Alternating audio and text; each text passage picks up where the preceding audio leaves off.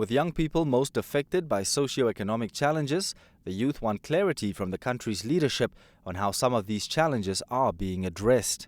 The question is, what does the Harambee Prosperity Plan have in store for such young innovators and who have been in stories for some time now, because it's like we have been forgotten. So is there a possibility that we will be looked at one day and these ideas will be brought to production? The flight of generational farm workers and the provisions around them after the first and second land conference is still at the forefront of public discourse.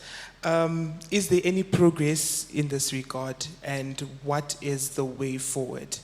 How am I able to link what is happening with the HPP2 in the creative arts industry?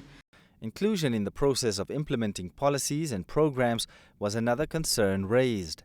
The current hot topic of green hydrogen development and post-COVID-19 economic recovery plans are other areas where youth called for greater say in matters.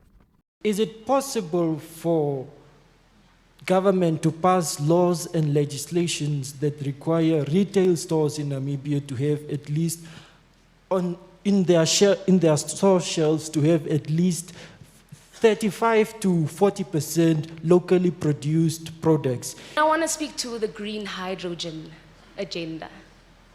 The plan is brilliant, the dream is beautiful, but there are loopholes, there is a lacuna, there are question marks as to the implementation thereof. I'm sitting here and I'm thinking, what is my role in this? What is my place?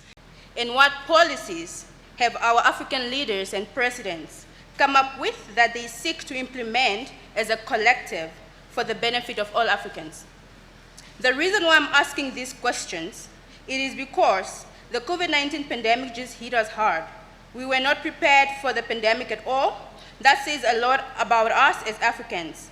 No country among the 54 African states could come up with a vaccine. The Single Africa Air Transport Market is a flagship project of the African Union Agenda of 2063. And if we are going the green hydrogen way, how do we cross-utilize that to aid this market, since we've lost so many jobs with the pandemic one and the closure of the national airline?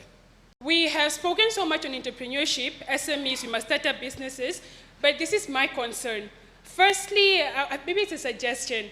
Is it possible for us to please have industry experts, people that have really studied the market, the atmosphere, the structure of Namibia, to advise young people on the kind of businesses that they should pursue for economic growth? It is not enough to start up an SME, like one of my colleagues say, that is going to fail in about 4 years.